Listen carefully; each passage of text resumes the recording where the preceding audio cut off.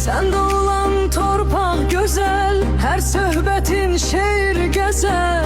Millət səni əl-əl gəzər. Ulu öndər, ulu öndər, ulu öndər.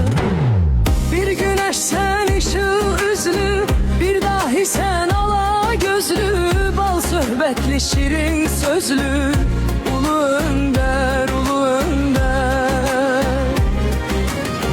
Kamilliğin zekan büyük, çinindedir büyük bir yük. Sinen içi sanki körük. Ulu önder, ulu önder. Tarihimiz danılmazdır, Allah birdir kısmet yazdı. Varlığın saf çok beyazdır. Ulu önder, ulu önder. Dodağında Azerbaycan, can söyledin adına can. Halka ettin her an beyan. Ulu önder, ulu önder.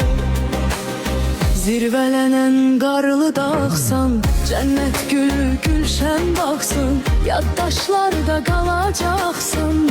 Ulu önder, ulu önder. Qarabağdır intizarın, yarım qalan arzuların.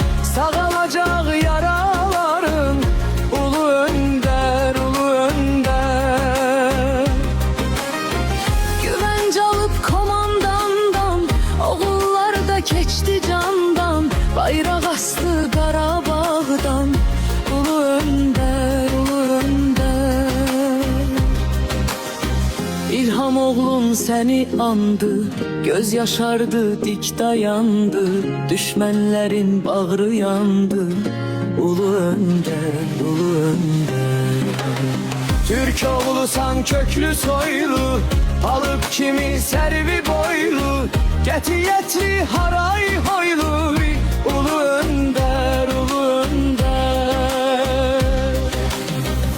Bir de doğmaz ana seni, milletini çok seveni.